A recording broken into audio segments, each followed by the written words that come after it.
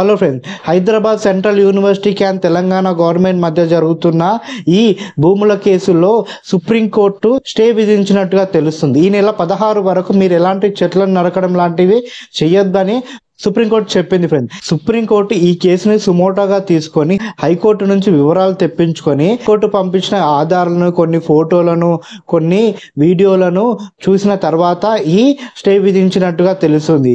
ఈ stay విధించాక supreme court Telangana government కొన్ని questions అడిగింది ఫ్రెండ్స్. ఏంటంటే, మీరు ఇంత ఎమర్జెన్సీగా 3 రోజుల్లోనే 100 ఎకరాల్లో ఉన్న చెట్లను నరకడం ఏంటి, అసలు ఇంత అర్జెంట్ ఏంటి మీకని క్వశ్చన్ చేసింది.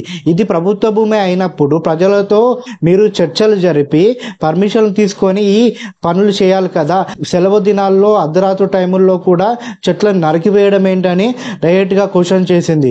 అండ్ అది కాక ఇక్కడ చాలా వన్యప్రాణులు ఉన్నట్టుగా తెలుస్తుంది, పక్షులు ఉన్నట్టుగా తెలుస్తుంది. మీరు ఎన్విరాన్మెంటల్ బోర్డు యొక్క పర్మిషన్ తీసుకున్నారా?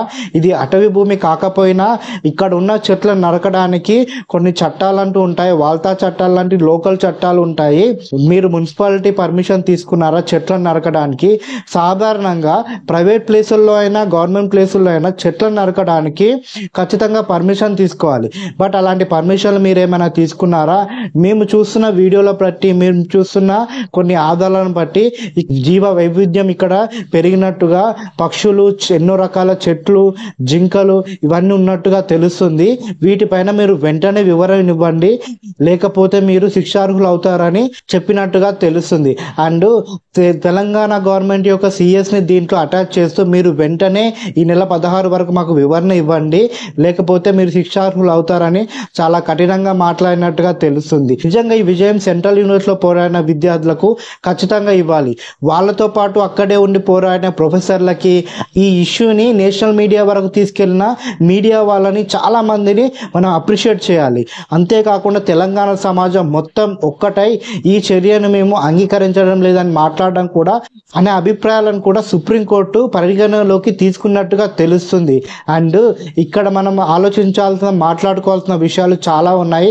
ఫస్ట్ నుంచి ఏం జరిగిందో మనం బ్రీఫ్ గా తెలుసుకుందాం పదండి. మొదటిసారిగా మా ఛానల్కి వస్తే ప్లీజ్ మా ఛానల్ని సబ్స్క్రైబ్ చేసుకోండి, మాకు మీ సపోర్ట్ ఇస్తూనే ఉండండి. డీటెయిల్లోకి వెళ్తే, తెలంగాణ గవర్నమెంట్ ఈ భూములని డెవలప్మెంట్ చేస్తామని, ఇక్కడ ఐటీ హబ్బులను నిర్మిస్తామని, ఈ భూముల అమ్మకాల ద్వారా 15,000 నుంచి 30,000 కోట్ల వరకు ఆదాయం తెలంగాణ గవర్నమెంట్కి వస్తుంది. దీన్ని తెలంగాణ ప్రజలకు ఉపయోగిద్దామని ఆలోచిస్తున్నామని మాట్లాడింది. కానీ హెచ్యుకి 1974 ఇందిరాగాంధీ గవర్నమెంట్ అప్పుడు ఇచ్చిన భూములని, వీటిపైన అధికారం ఎస్యు వాళ్ళకే ఉంది.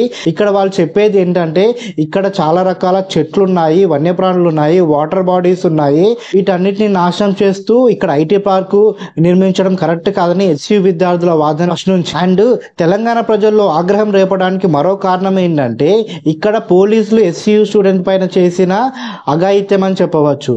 ఏంటంటే, అక్కడికి ప్రొటెక్ట్ చేయడానికి వెళ్ళిన స్టూడెంట్స్ పైన లాఠీ చార్జులు చేయడము, అండ్ అక్కడికి ఎవరు రాకుండా నిషేధం విధించడము, మీడియా మెంబర్స్ కూడా అక్కడికి వెళ్లకుండా చేయడము, డ్రోన్ ద్వారా వాళ్ళని చిత్రాలు చేయాలనుకుంటే వాళ్ళందరినీ అరెస్ట్ చేయడము, ఏకంగా 53 మంది పైగా విద్యార్థులను, వివిధ వర్గాల వారిని అరెస్ట్ చేసినట్టుగా తెలుస్తుంది ఈ ఇష్యూలో.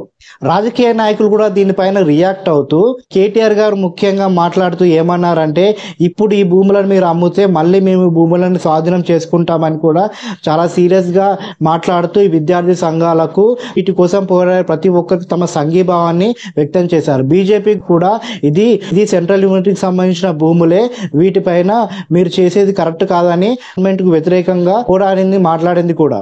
అసలు ఈ భూమి ఎవరిది అంటే, యాక్చువల్లీ ఈ భూమిని 2003-2004 సమయాల్లో చంద్రబాబు నాయుడు గారు ఒక కంపెనీకి కట్టబెట్టారు. ఆ కంపెనీ వాళ్ళు అక్కడ ఎలాంటి డెవలప్మెంట్ చేయకపోవడంతో ఆ తర్వాత వచ్చిన రాజశేఖర్ రెడ్డి గారు దాన్ని క్యాన్సిల్ చేశారు. అండ్ ఈ భూముల పైన వాళ్ళు కోర్టుకు వెళ్ళగా తెలంగాణ గవర్నమెంట్ ఫస్ట్ నుంచి వీటిపైన పోరాడుతూనే ఉంది.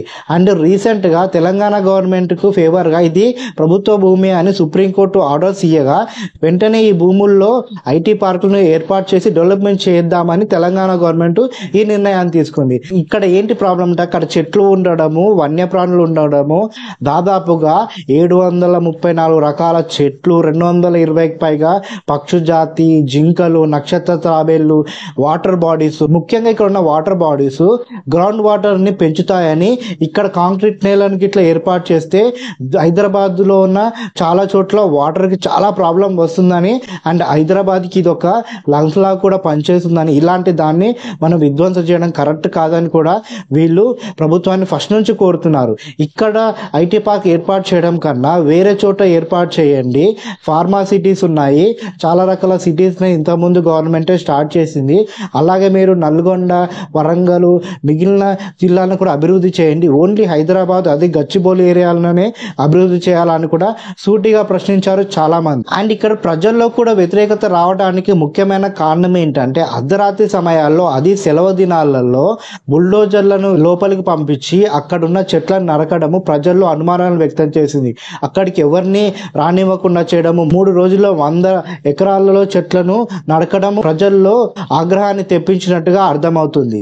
అండ్ చివరిగా ఇవన్నీ పరిగణనలోకి తీసుకున్న సుప్రీంకోర్టు ఈ స్టేని విధించినట్టుగా తెలుస్తుంది ఫ్రెండ్స్. ఒకటి మాత్రం నిజం ఫ్రెండ్స్, ప్రకృతిని ఎంతగానో ప్రేమించే తెలంగాణ ప్రజల్లో ఇప్పటికీ ప్రకృతి అంటే అభిమానం ఉంది.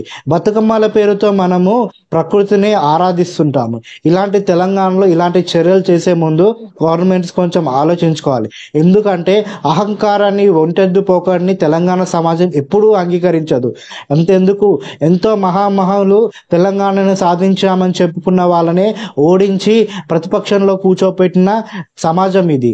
ఇప్పటికైనా తెలంగాణ గవర్నమెంట్, రేవంత్ రెడ్డి గారి గవర్నమెంట్ కొంచెం ఆలోచించి ఐటీ పార్క్ ఇలాంటి డెవలప్మెంట్ లాంటివి చెయ్యండి. కానీ కొంచెం మీరు ప్లేసెస్ ఎంచుకునేటప్పుడు జాగ్రత్తగా ఉండండి, పర్యావరణాన్ని కూడా కాపాడండి అని విజ్ఞప్తి చేస్తుంది. సో ఓవరాల్ గా ఈ ఇష్యూ పైన మీ ఒపీనియన్ ఏమంటారు ఫ్రెండ్? మొదటిసారిగా మా ఛానల్కి వస్తే ప్లీజ్ మా ఛానల్ని సబ్స్క్రైబ్ చేసుకోండి, మాకు మీ సపోర్ట్ ఇస్తున్నానండి. Thank you friends.